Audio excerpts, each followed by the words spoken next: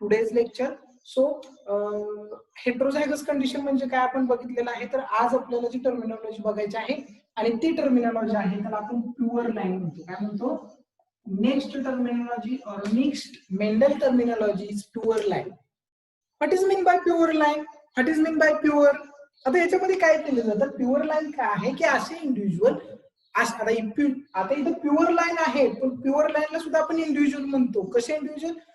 असे इंडिव्हिज्युअल की ज्यांच्यामध्ये जे जिनोटाइप आहे तो जिनोटाइप काय असायला पाहिजे?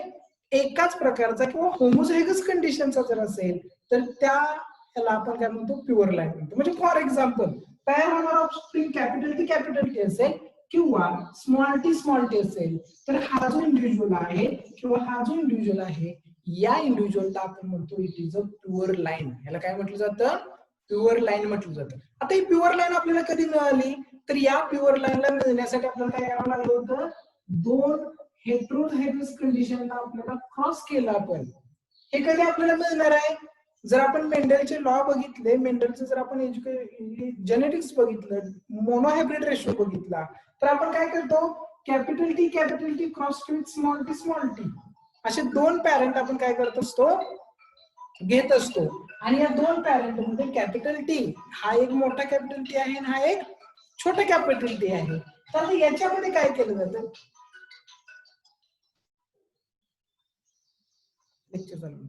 तर काय केलं जातं? कॅपिटल टी आणि स्मॉल टी. आता कॅपिटल टी आणि स्मॉल टी मध्ये काय आहे की याच्यामध्ये जर आपण F1 काढला तर F1 काय येतो आपला? Capital T small T F1 येतो. ओके, काय येतो आपला F1? Capital T small T F1 येतो. आणि मग कॅपिटल टी स्मॉल टी हे झालं F1. या F1 चं सेल्फिंग केलं जातं आणि या सेल्फिंग नंतर आपल्याला 4 रिझल्ट मिळतात आणि ते जे 4 रिझल्ट असतात ते असे असतात: कॅपिटल टी स्मॉल टी आणि स्मॉल टी. हे 4 ऑफस्प्रिंग आपल्याला कधी मिळतात? ज्यावेळेस आपण हेट्रोझायगस पॅरेंटला क्रॉस करतो. पण ते जे हेट्रोझायगस याला आपण हेट्रोझायगस पॅरेंट म्हणतो. का हेट्रोझायगस पॅरेंट म्हणतो? कारण याच्यामध्ये कॅपिटल टी आणि स्मॉल टी दोन वेगवेगळे पॅरेंट्स आहेत म्हणून याला आपण हेट्रोझायगस पॅरेंट म्हणतो. आणि ज्यावेळेस तुम्ही हेट्रोझायगस पॅरेंटचा क्रॉस करता आणि त्यावेळेस मिळणारे हे जे होमोझायगस इंडिव्हिज्युअल्स आहेत या होमोझायगस इंडिव्हिज्युअलला प्युअर लाईन्स म्हटलं जातं किंवा प्युअर लाईन म्हटलं जातं. आता याच्यामध्ये बघा, हा जो कॅपिटल टी स्मॉल टी आहे तो कशामुळे आला? तर हा आला कॅपिटल टी स्मॉल टी ह्या दोन प्युअर पॅरेंटला क्रॉस केलं आणि म्हणून आपल्याकडे हा हेट्रोझायगस कंडिशनचा किंवा त्याला आपण हायब्रिड म्हणतो, हायब्रिड टाइप पॅरेंट मिळाला. या हायब्रिड टाइप पॅरेंटला आपण काय केलं? क्रॉस केलं किंवा सेल्फिंग केलं आणि मग त्याच्यापासून आपल्याला हे 4 ऑफस्प्रिंग F2 जनरेशनला मिळाले. कुठल्या जनरेशनला मिळाले? F2 जनरेशनला मिळाले. आणि F2 जनरेशनला हे 4 ऑफस्प्रिंग मिळाले. या 4 ऑफस्प्रिंग मध्ये हा ऑफस्प्रिंग आणि हा ऑफस्प्रिंग किंवा हा एक इंडिव्हिज्युअल आणि हा एक इंडिव्हिज्युअल प्युअर लाईन आहेत, ऍज लाईक अ पॅरेंट सारखे आहेत आणि म्हणून या दोघांना आपण काय म्हणतो? It is a pure line. याला काय म्हटलं जातं? Pure line. म्हणजे असे इंडिव्हिज्युअल की जे हेट्रोझायगस पॅरेंटच्या क्रॉसिंग ओव्हर नंतर आपल्याला मिळालेले as a same parent of F1 च्या, म्हणजे हा F1 आहे ह्या F1 च्या पॅरेंट सारखं. F1 चं पॅरेंट कोण आहे? कॅपिटल टी आणि स्मॉल टी. मग इथं काय केलं आपण की हा जो काय F1 आहे या F1 हेट्रोझायगस आहे. हेट्रोझायगसला क्रॉस केल्यानंतर त्याच्या पॅरेंट सारखे मिळणारे जे ऑफस्प्रिंग असतात त्यांना आपण म्हणतो pure lines. Okay, pure line. थोडक्यात प्युअर लाईन म्हणजे आपल्याला काय सांगायचं आहे की ज्याच्यामध्ये कोणत्याही प्रकारचा हायब्रिड किंवा त्याच्यामध्ये हायब्रिडायझेशन झालेलं नाहीये, अशाला आपण काय म्हणतो? It is a pure line म्हणतो. Okay, then another next terminology आहे ज्या टर्मिनॉलॉजी मध्ये आपल्याला काय बघायचं आहे की what is mean by monohybrid. आता बऱ्याच वेळा आपण बघत असतो की मेंडेलने मोनोहायब्रिड रेशो दिला, डायहायब्रिड रेशो दिला, हे आपण बघत असतो. मग मोनोहायब्रिड कशाला म्हणायचं? What is mean by monohybrid हे आपल्याला माहित असायला पाहिजे. आता मोनोहायब्रिड कशाला आपण म्हणतो? तर याच्यामध्ये काय केलं जातं की जे काय मोनोहायब्रिड आहे त्याला it is a heterozygous offspring किंवा हेट्रोझायगस ट्रेट. आणि ते जे हेट्रोझायगस ट्रेट आहेत ते ट्रेट काय करतात? म्हणजे सेम आता जसं आपण प्युअर लाईन शिकलो, सेम प्युअर लाईन सारखं हेट्रोझायगस ट्रेट मध्ये किंवा हेट्रोझायगस ट्रेट जर समजा काय मिळालं असेल आपल्याला, जर दोन होमोझायगस कंडिशन मिळत असतील तर त्याला आपण काय म्हणतो, मोनोहायब्रिड. आता मोनोहायब्रिड म्हणजे काय? मोनो म्हणजे एक, हायब्रिड म्हणजे काय, ज्याच्यामध्ये दोन कॅरेक्टर असतील असा. हायब्रिड हा वेगळा शब्द आहे आणि मोनो शब्द वेगळा आहे. मोनो म्हणजे काय तर एक, हायब्रिड म्हणजे काय, ज्याच्यामध्ये दोन प्रकारचे कॅरेक्टर एकाच ह्याच्यात आले असतील. मग हे आपल्याला कुठे बघायला भेटतं, जर कॅपिटल टी असेल, स्मॉल टी असेल, या दोघांचा जर तुम्ही क्रॉस लिंक केला तर मिळणारा जो F1 आहे तो F1 आपल्याला कसला मिळतो, हेट्रोझायगस मिळतो, किंवा हा आपल्याला कसा मिळतो, इट इज अ हायब्रिड मिळतो. हा आपल्याला हायब्रिड मिळतो. आणि मग हा जो हायब्रिड आहे, या हायब्रिडची जी काही कंडिशन आहे याला आपण काय म्हणतो, it is a mono hybrid cross, की ज्याच्यामध्ये एका सिंगल ट्रेटला घेऊन काय केलेला असतो, अभ्यास केलेला असतो, किंवा एका सिंगल ट्रेट साठी काय केलेलं असतं, त्यानं क्रॉसलिंक केलेलं असतं, सिंगल ट्रेडचा अभ्यास केलेला असतो, आणि म्हणून त्यांना काय केलं जातं, तर त्यांना आपण मोनो हायब्रिड रेशो म्हणतो, की त्याला मोनो हायब्रिड म्हटलं जातं. सिंपल थिंग एक लक्षात ठेवा, जे बुक मध्ये दिलंय तसंच्या तसं काय करणं, रेफर करणं आणि आपल्या भाषेत समजणं याला फरक असतो. Mono hybrid in the sense काय, की तुम्हाला काय करायचं आहे, की एकच हायब्रिड ज्याच्यामध्ये तयार होतो असा कंडिशन बघायचं. आता हे झालं आपल्या इथेच. जर तुम्ही डाय हायब्रिड बघितलं तर त्याच्यामध्ये काय केलं जातं, की चार कॅरेक्टर्स किंवा दोन वेगवेगळे फोन तयार होतात, त्याला आपण डाय हायब्रिड म्हणतो. ओके, तरी मोनो म्हणजे काय, एक, हायब्रिड म्हणजे दोन जीन्स एकत्र आले, म्हणजे एक जीन कुणाचा आलाय, पॅरेंटचा आलाय, या पॅरेंटचा एक आलाय, आणि अशा प्रकारे काय झालं, की एक मोनो हायब्रिड तयार झालाय, त्याला आपण मोनो हायब्रिड म्हणतो. त्याचबरोबर ह्याच्यामध्ये बघा सगळ्यात इम्पॉर्टंट थिंग इज दॅट, की हे जे काय हायब्रिड आहे किंवा हा जो काय मोनो हायब्रिड इंडिव्हिज्युअल आहे, हा मोनो हायब्रिड इंडिव्हिज्युअल काय करतो, पुढे जाऊन दोन प्युअर लाईन सुद्धा किंवा दोन ऍज अ पॅरेंट सारखे सुद्धा दोन ऑप्शन काय करतो, तयार करण्याची याच्यामध्ये ॲबिलिटी आहे किंवा तो प्रोड्यूस करू शकतो. आणि म्हणून हा जो काही ट्रेट आहे, या ट्रेटला किंवा या पॅरेंटला आपण काय म्हणतो, it is a monohybrid parent और it is a monohybrid trait म्हणतो. ओके, हे मोनो हायब्रिड ट्रेट झालं. त्यानंतर F1 generation. What is mean by F1 generation? ही जी आहे याला आपण F1 जनरेशन म्हणतो, त्यालाच आपण फिलियल वन सुद्धा म्हणतो. F1 मीन्स व्हॉट, तर F1 means filial one. Filial one generation. Filial one generation in the sense काय, की हा एक पॅरेंट आहे, हा एक पॅरेंट आहे, या दोन पॅरेंटला क्रॉसलिंक केल्यानंतर मिळणारा जो ऑफस्प्रिंग असतो, जो मिळणारा फर्स्ट ऑफस्प्रिंग असतो, त्या फर्स्ट फिलियलला, त्या फर्स्ट ऑफस्प्रिंगला, त्या फर्स्ट इंडिव्हिज्युअलला आपण काय म्हणतो, it is a F1.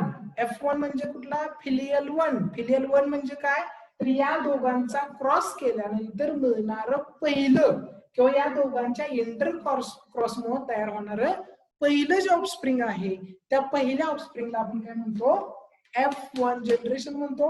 F1 जनरेशनला फिलियल जनरेशन सुद्धा म्हटलं जातं.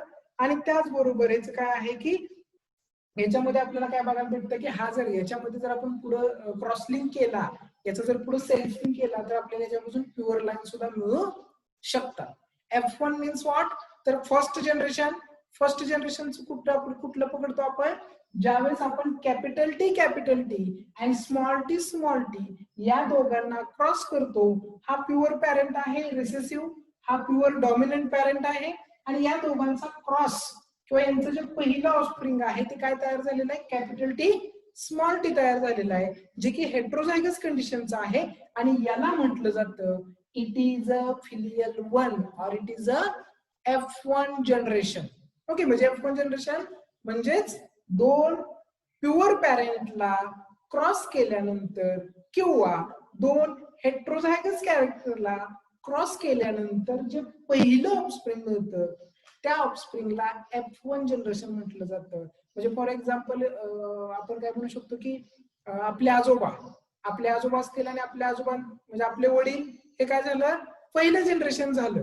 आजोबा, त्यानंतर तुमचे आई वडील म्हणजे किंवा तुमचे वडील चुलते वगैरे जे आहेत ते काय झालं, सेकंड जनरेशन. म्हणजे हे काय, हे तुमचे आजोबा आहेत समजून चला, आणि हे तुमचे वडील, आणि हे तुम्ही आहात. ओके, म्हणजे काय आहे, किंवा फॉर एक्झाम्पल हे माझे आजोबा आहेत, हे माझे वडील आहेत, आणि हा मी आहे.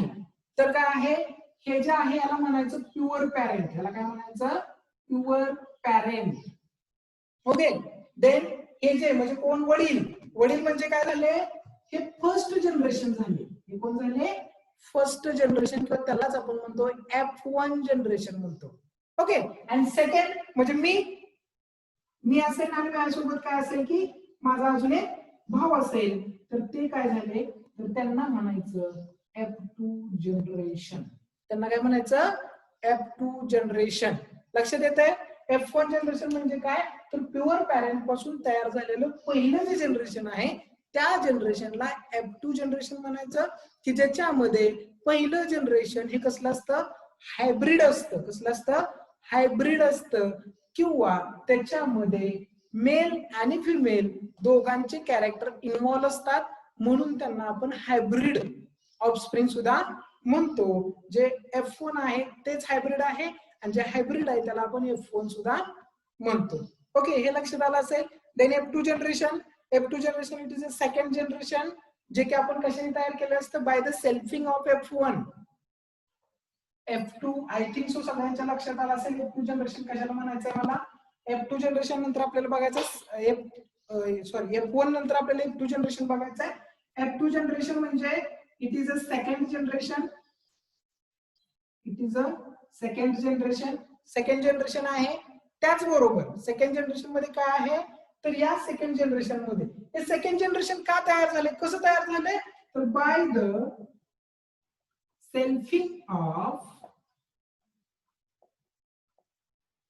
2F1. म्हणजे F2 जनरेशन कसं तयार झालंय, तर bye the selfing of 2F1. 2F1 च सेल्फिंग झालं. आता सेल्फिंग मीन्स व्हॉट, कशाला म्हणायचं सेल्फिंग. आता नॉर्मली बघा, आपण ज्यावेळेस कॅपिटल टी स्मॉल टी, म्हणजे हा एक पॅरेंट आहे कॅपिटल टी स्मॉल टी, समजा समजून चाला हा फिमेल पॅरेंट आहे, एक आहे स्मॉल टी, हा मेल पॅरेंट आहे. याचा जर गॅमेट पडला कॅपिटल टी, याचा गॅमेट पडला स्मॉल टी, या दोघांनी क्रॉस लिंक केलं तर याच्यापासून तयार होणारे जे काय आहे ते काय मिळणार मला, कॅपिटल टी स्मॉल टी. म्हणजे हे कोण झाले, पॅरेंट झाले. हा झाला गॅमेट, आणि हा झाला त्याचा ऑफस्प्रिंग, किंवा हा त्याचा झालं जनरेशन. या जनरेशन मध्ये, आता या जनरेशन मध्ये काय आहे, आपल्याकडे एकच इंडिव्हिज्युअल तयार झालाय. मग आपल्याला जर F2 पाहिजे असेल तर आपल्याला काय करायला पाहिजे, सेम अशा प्रकारचा इंडिव्हिज्युअल अनेक तयार झाले, म्हणून आपण काय केलं, फक्त एकच दाखवलं.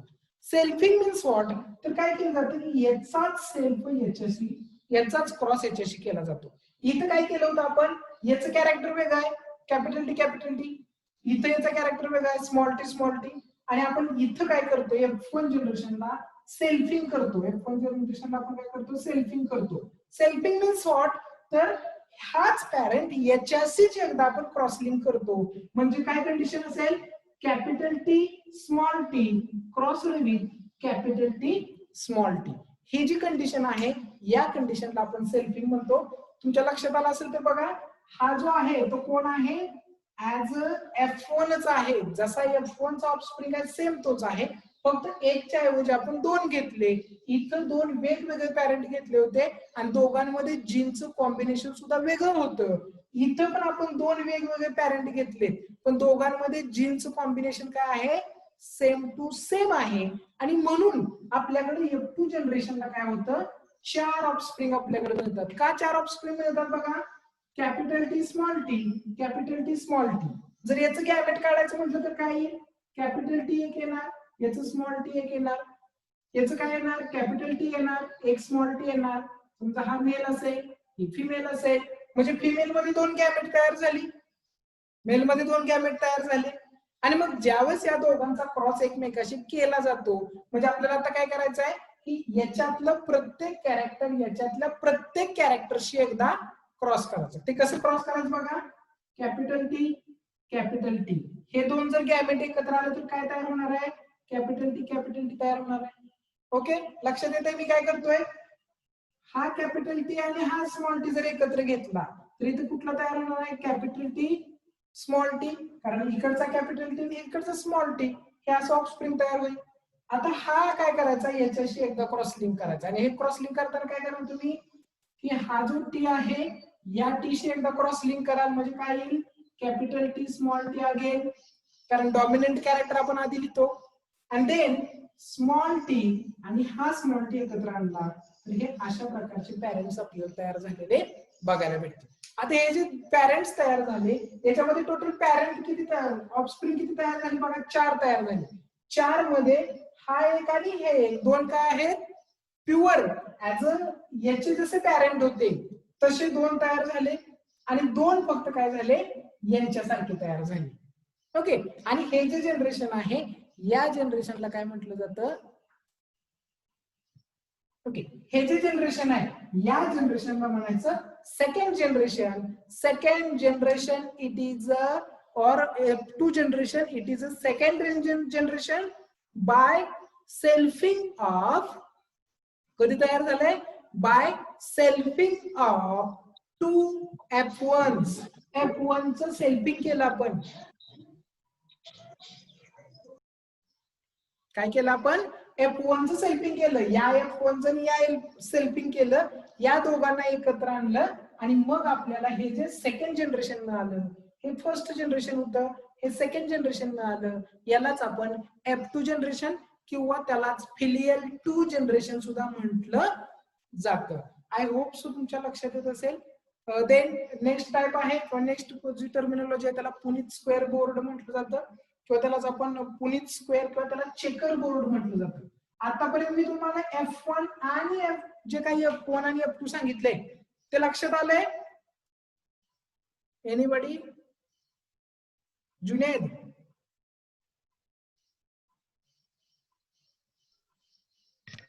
हा सर. ठीक आहे, तर आता आपल्याला बघायचं आहे पुनीत स्क्वेअर बोर्ड. आता पुनीत स्क्वेअर बोर्ड मध्ये काय बघायचं आपल्याला, की आता मी काय केलं की F2 काढला, पण F2 आपण कसा लिहिला होता, इकडे एक लिहिला होता, इकडे एक लिहिला होता, इकडे कोपऱ्यात एक, इकडे कोपऱ्यात एक. त्याच्यामध्ये आपल्याला लिंक लागत नव्हती की कुठलं कॅरेक्टर कुठे घ्यायचं आहे. बऱ्याच वेळा काय होतं की ज्यावेळेस तुम्ही अशा प्रकारे F1 F2 काढता त्यावेळेस काय होतं, प्रॉब्लेम होतो. कशाला प्रॉब्लेम होतो, आता याच्यामध्ये फक्त सिंगल कॅरेक्टर होतं म्हणून आपल्याला सहजासहजी जमलं. पण जर डबल कॅरेक्टर असलं असतं तर स्वॅप स्प्रिंग मिळाले असते, मग स्वॅप स्प्रिंग कुठे कुठे दाखवायचे, कुठला बाण कुठे दाखवायचा याची अडचण झाली असती. आणि म्हणून तसं होऊ नये म्हणून काय केलं जातं, हा जो डाटा आहे या डाटाला एका टेबल मध्ये इन्सर्ट केलं जातं आणि तो जो टेबल आहे त्या टेबलला पुनीत स्क्वेअर बोर्ड किंवा त्यालाच काय म्हटलं जातं, चेकर बोर्ड म्हटलं जातं. आता पुनीत स्क्वेअर बोर्ड का म्हणायचं, तर पुनीत नावाचा एक सायंटिस्ट होता आणि त्या सायंटिस्टने काय केलं की एक चौकोन तयार केला आणि त्या चौकोनामध्ये त्यानं काय केलं की F1 किंवा F1 F2 जे आहेत ते काय केले त्याच्यामध्ये त्यानं कसे बसवायचे हे सांगितलं, म्हणून त्याचं नाव त्याला दिलं की Puneet square board. Checker board का, तर ज्या मिळालेल्या F2 च्या जनरेशन्स आहेत त्या बरोबर मिळालेत का, त्याच्यामध्ये जीनचं कुठेही क्रॉस लिंकिंग झालेलं नाहीये हे चेक करण्यासाठी आपण या बोर्डचा वापर करतो, म्हणून याला चेकर बोर्ड म्हटलं जातं. चेकर बोर्ड जो असतो तो आपला जो स्क्वेअर असतो ज्याला आपण चौकोन म्हणतो, चौकोनासारखा असतो. याच्यामध्ये काय केलं जातं बघा, हा असा चौकोन तयार केला जातो, हा स्क्वेअर तयार केला जातो. या स्क्वेअर मध्ये काय केलं जातं, हा अशा प्रकारे स्क्वेअर तयार केला जातो, हा असा स्क्वेअर असतो. या स्क्वेअर मध्ये इथं स्टार्टिंगला काय केलं जातं, तर स्टार्टिंगला इथं मेल आणि फिमेल कॅरेक्टर लिहिले जातात. म्हणजे फॉर एक्झाम्पल जर इकडे मेलचे कॅरेक्टर लिहिले, फिमेलचे कॅरेक्टर, म्हणजे या लाईनला तुम्ही काय लिहिणार, पूर्ण काय समजून घ्यायचं तुम्ही, चेकर बोर्ड बघायचा. चेकर बोर्ड मध्ये जर या कंडिशनला जर मेल असेल तर या बाजूला येणारी सगळेच्या सगळे कसले आहेत, मेल कॅरेक्टर्स आहेत. आणि जर समजा इकडे फिमेल असेल तर इकडे येणारे सगळे कसले आहेत, फिमेल कॅरेक्टर आहेत. आता आपण उलट केले, हे काय फिमेल, तर इकडे येणारे सगळेचे सगळे कसले आहेत, ऍज अ फिमेल कॅरेक्टर्स आहेत आणि इकडे येणारे सगळेच्या सगळे कसले आहेत, मेल कॅरेक्टर्स आहेत. कॅरेक्टर इन द सेन्स काय, गॅमेट्स. आता इथे सांगा, जे आता आपण चार जे तयार केले होते त्याच्यामध्ये मेलचे गॅमेट्स काय काय आले होते, तर मेलचे गॅमेट एक आला होता कॅपिटल टी, एक आला होता स्मॉल टी. फिमेलचे गॅमेट काय आले होते, एक आला होता कॅपिटल टी, एक आला होता स्मॉल टी. आता बऱ्याच जणांच्या लक्षात येत नसेल की सर कुठला रेफरन्स कुठे द्यायला लागले. सिंपल गोष्ट लक्षात ठेवा, capital T cross capital T आपण केलं, याचा एक कॅपिटल टी काढला, याचा एक काढला होता, हा आणि हा. हे गॅमेट आपण इथं घेतले बघा. हे कुठला, हा F1 चा क्रॉस केला आपण, हा एक F1 आहे, हा एक F1 आहे, या दोघांनी सेल्फिंग केलं होतं. सेल्फिंग केल्यानंतर याचे दोन गॅमेट, एकाचा कॅपिटल टी स्मॉल टी इकडे घेतला, दुसऱ्याचा कॅपिटल टी स्मॉल टी इकडे घेतला. म्हणजे याच्यामध्ये तुम्ही काय लिहाल, जे गॅमेट्स मिळालेले आहेत ते गॅमेट्स लिहायचे. जर समजा इथे मला 2 याचा गॅमेट्स मिळाला असेल तर 2 याचा गॅमेट इथे लिहायचा. म्हणजे फॉर एक्झाम्पल याच्यासोबत टी आणि वाय असेल, कॅपिटल टी कॅपिटल वाय, तरी तुम्ही काय करणार, capital T capital Y, small T small Y. म्हणजे जेवढे काही गॅमेट्स आपल्याला आले ते गॅमेट्स आपल्याला काय करायचे असतात, या स्क्वेअर बोर्ड मध्ये लिहायचे असतात. आणि सेम तशीच कंडिशन आपण याच्यामध्ये काय केलं, की यातला प्रत्येक जो गॅमेट आहे तो गॅमेट आपण यातल्या प्रत्येक गॅमेट सोबत काय केला, क्रॉस लिंक केला. सेम तसं इथं करायचं. हा टी एकदा याच्या सोबत घ्यायचा, हा टी एकदा याच्या सोबत घ्यायचा. म्हणजे इथे काय, हा टी जर याच्या सोबत घेतला तर काय, कॅपिटल टी कॅपिटल टी. हे सुरुवातीला ही लाईन घ्यायची, का घ्यायची ही, कारण आपल्याला एका पद्धतीने जायला सोपं जातं. म्हणजे समजा कॅपिटल टी घेतला तर इथं आधी काय लिहिणार तुम्ही, कॅपिटल टी लिहिणार. ओके, देन स्मॉल टी लिहिणार. म्हणजे हे दोन ऑफस्प्रिंग तयार झाले. नेक्स्ट ला काय करणार, खाली येणार, खाली काय, स्मॉल टी. स्मॉल टी ला कशाशी क्रॉस करायचं, याच्याशी एकदा करायचं आणि याच्याशी एकदा करायचं. या कॉलम मध्ये याच्याशी क्रॉस लिंक केलेलं लिहिणार आणि या कॉलम मध्ये याच्याशी क्रॉस लिंक केलेलं लिहिणार. आता इथं तुम्हाला जरा जादू बघायला भेटते. आणि ती जादू काय असते, इथं आपण काय केलंय, कॅपिटल टी सुरुवातीला होता म्हणून इथं आपण सुरुवातीला कॅपिटल टी घेतला, इथं पण आपण कॅपिटल टी घेतला. पण ज्यावेळेस आपण इथं तयार करतो त्यावेळेस आपल्या डोक्यात काय येतं, की स्मॉल टी आधी घ्यायचा आणि कॅपिटल टी नंतर घ्यायचा. तर आपण जनरली काय करतो, की जो डॉमिनंट आहे त्या डॉमिनंटचा अगोदर काय करतो, ते कॅरेक्टर घेतो. स्मॉल टी आणि कॅपिटल टी मध्ये capital T as a dominant trade, आणि म्हणून आधी काय करायचा, डॉमिनंट ट्रेड घ्यायचा. म्हणून इथं स्मॉल टी कॅपिटल टी येण्याच्या ऐवजी कॅपिटल टी स्मॉल टी आला. आणि परत याला याच्याशी क्रॉस लिंक केलं की मग येणारा जो आहे तो काय मिळाला, कॅपिटल टी मिळाला. हा जो स्क्वेअर बोर्ड आहे की ज्याच्यामध्ये कोणत्याही प्रकारची चूक न होता आपण काय केलं, हे मांडलं आणि अगदी सुटसुटीत मांडलं.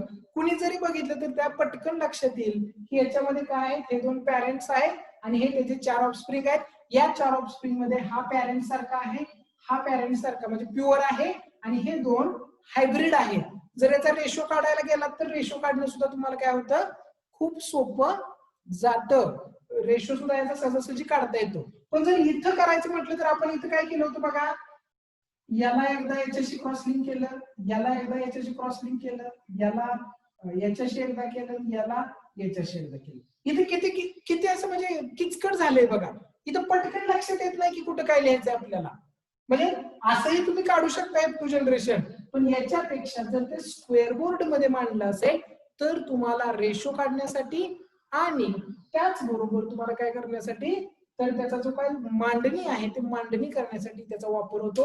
आणि हा जो बोर्ड आहे या बोर्डलाच आपण काय म्हणतो, it is a Puneet square board. याला काय म्हटलं जातं, पुनीत स्क्वेअर बोर्ड, किंवा त्यालाच दुसरं नाव आहे, it is a checker board. याला काय म्हणतो आपण, चेकर बोर्ड सुद्धा म्हणतो. आणि ही सुद्धा टर्मिनॉलॉजी आपल्याला जेनेटिक्स मध्ये जो मेंडल आहे त्या मेंडलच्या टर्मिनॉलॉजी मध्ये आपल्याला चेकर बोर्ड किंवा पुनीत स्क्वेअर बोर्ड हे आपल्याला याच्यामध्ये शिकायचं होतं. देन नेक्स्ट पार्ट आहे, नेक्स्ट टर्मिनॉलॉजी आहे ज्याला आपण म्हणतो होमोलॉगस क्रोमोझोम. आता होमोलॉगस क्रोमोझोम काय प्रकार आहे, होमोलॉगस क्रोमोझोम कशाला म्हणायचं, आपण सांगतो की कोणतेही कॅरेक्टर जर एक्सप्रेस व्हायचं असेल, कोणतेही कॅरेक्टर जर एक्सप्रेस करायचं असेल तर त्यासाठी काय लागतं, आपल्याला 2 फॅक्टर्स रिस्पॉन्सिबल असतात, 2 जीन रिस्पॉन्सिबल असतात. म्हणजे फॉर एक्झाम्पल बघा, आपण आताच बघतोय की एखादं झाड असेल ते जर टॉल व्हायचं असेल तर त्यामध्ये 2 कॅपिटल टी पाहिजे तर ते टॉल होते, किंवा कॅपिटल टी स्मॉल टी पाहिजे तर ते टॉल होते. जर एकटा कॅपिटल टी असेल किंवा एकटा स्मॉल टी असेल तर ते ऑफस्प्रिंग कोणत्याही किंवा तो जीन कोणत्याही प्रकारचं एक्सप्रेशन दाखवू शकत नाही. आणि जर तो कोणत्याही प्रकारचं एक्सप्रेशन दाखवू शकत नसेल तर त्याला जर एक्सप्रेशन दाखवायचं असेल, एक्सप्रेस व्हायचं असेल तर त्याला 2 जीनची काय असते, गरज असते. काय असते? 2 जीनची गरज असते. आणि मग हे बघत असताना आपण काय बघतो, आपल्यामध्ये जे 2 जीन असतात ते 2 क्रोमोझोम वरती प्रेझेंट असतात. आता हे जे 2 क्रोमोझोम्स आहेत, हे 2 क्रोमोझोम जर जेनेटिकली अँड मॉर्फोलॉजिकली सिमिलर असतील, जेनेटिकली अँड मॉर्फोलॉजिकली जर सिमिलर असतील, सेम टू सेम असतील, तर त्या 2 क्रोमोझोमला काय म्हणायचं? It is a homozygous pair of chromosome. Homozygous, homo means what? Two same. Okay, 2 same chromosome जर असतील तर त्या 2 सेम क्रोमोझोमला आपण काय म्हणतो? It is a homozygous chromosome. Homozygous chromosome, it is a genetically and morphologically similar chromosomes, जे genetically आणि morphologically identical similar असतात. आणि हे जे क्रोमोझोम असतात, हे क्रोमोझोम आपल्याला फक्त आणि फक्त डिप्लॉइड सेल मध्ये बघायला भेटतात. कुठे बघायला भेटतात? डिप्लॉइड सेल मधले जेनेटिकली आणि मॉर्फोलॉजिकली सिमिलर असणाऱ्या 2 क्रोमोझोमला काय म्हटलं जातं? It is a homozygous chromosome.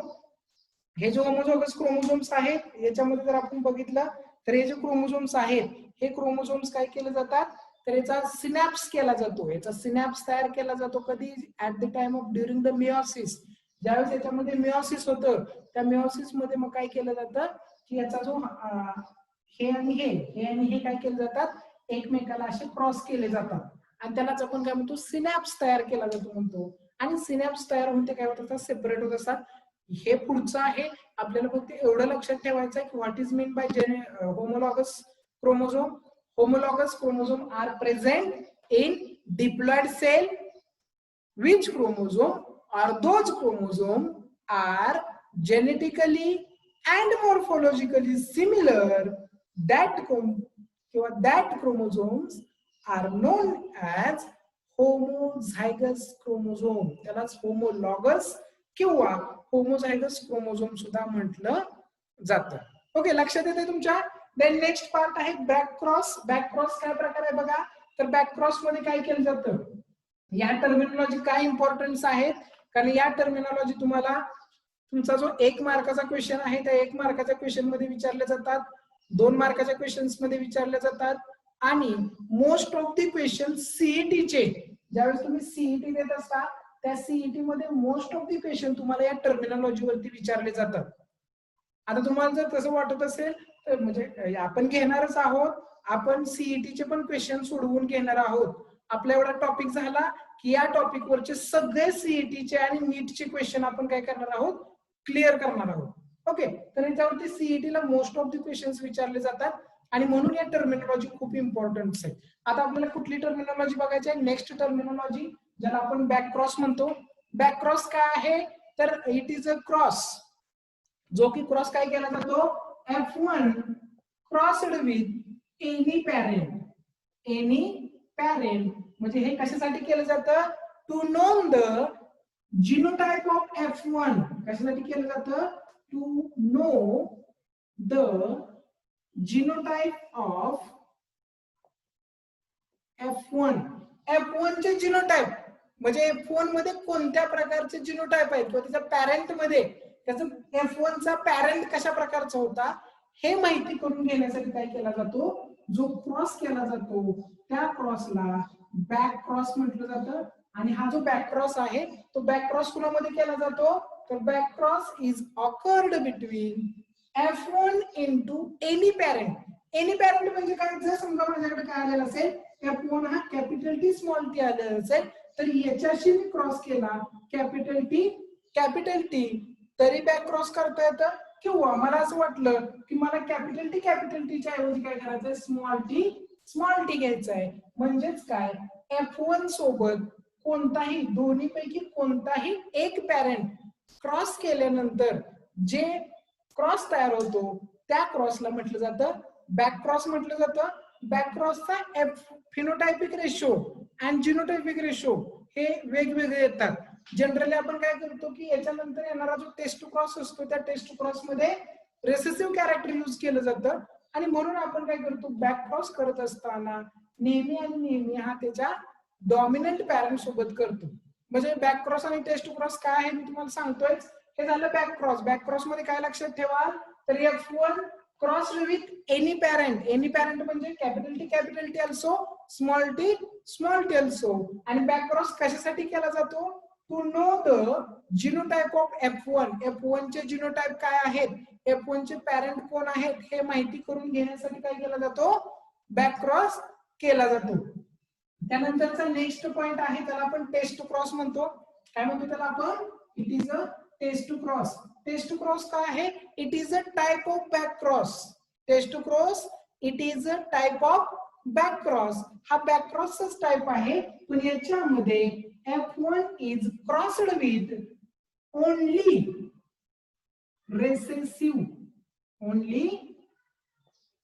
Recessive parent.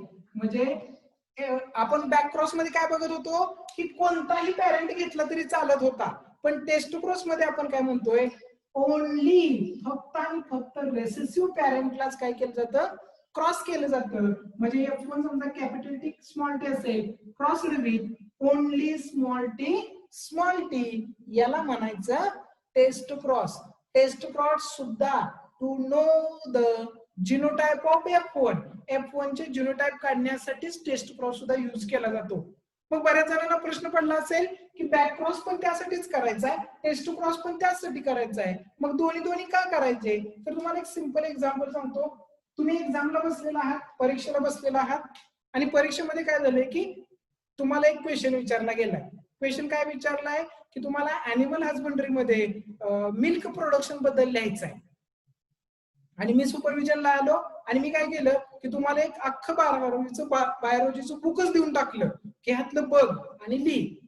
तर मग तुम्हाला काय करावं लागणार, अख्ख्या बुक मध्ये शोधावं लागणार की कुठे डेअरी कल्चर आहे, कुठे अॅनिमल हजबंडरी आहे. मग ते डेअरी कल्चर काढणार, डेअरी फार्मिंग काढणार, मग त्यातनं तुम्ही काय करणार, शोधून काय करणार, लिहिणार. म्हणजे थोडक्यात काय, तुमचा वेळ वाया जाणार, अर्धा तास पाऊण तास वेळ वाया जाणार. कशाला, पुस्तक तर दिले पण त्यात तुम्हाला स्वतः शोधायचं आहे किती नंबरचा टॉपिक आहे, किती नंबरचं पेज आहे, किती नंबरचा पॅराग्राफ आहे, हे तुम्हाला शोधायचं आहे.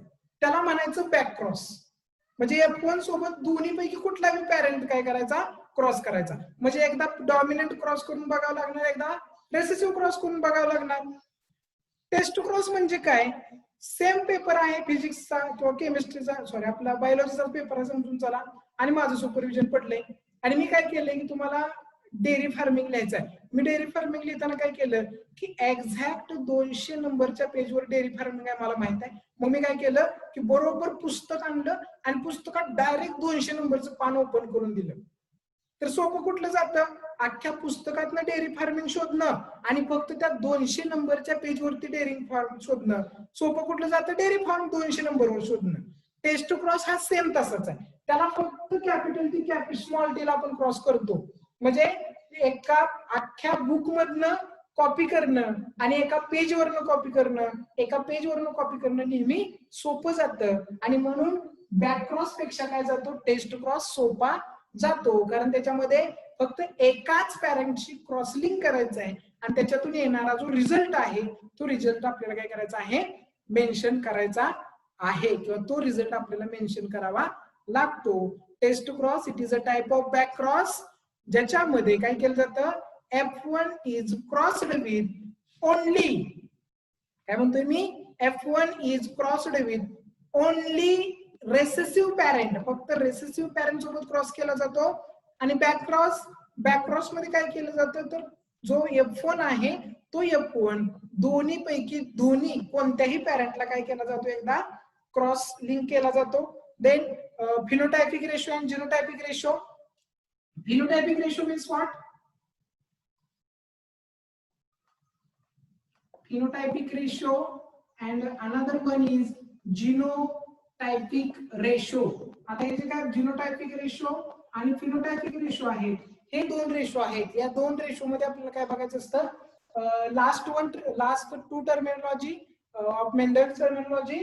त्याच्यामध्ये बघा फिनोटायपिक रेशो म्हणजे काय, तर फिजिकल अपीअरन्स वरून जो रेशो तुम्ही काढता, त्याच्या एक्सटर्नल अपीअरन्स वरून जो रेशो काढता, त्या रेशोला काय म्हणायचं, फिनोटायपिक रेशो. आणि जीनचं कॉम्बिनेशन बघून जो रेशो काढला जातो त्याला म्हणायचं जिनोटायपिक रेशो. म्हणजे फॉर एक्झाम्पल तिथं आपण दोन्हीचे एक एक्झाम्पल बघूयात.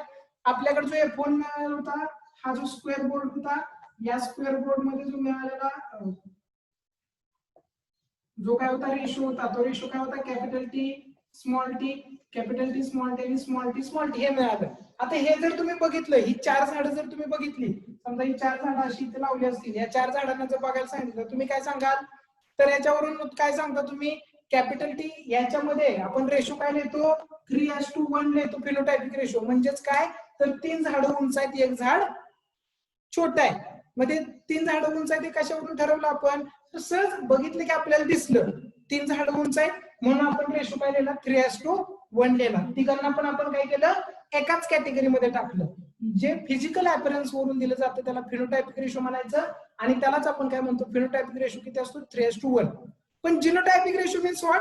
तर त्याच्यामध्ये आपल्याला काय बघावं लागतं जीनचं कॉम्बिनेशन बघावं लागतं. आणि जर जिनोटायपिक रेशो तुम्ही बघितला तर 1:2, 2:1 येतो. 1:2, 2:1 का?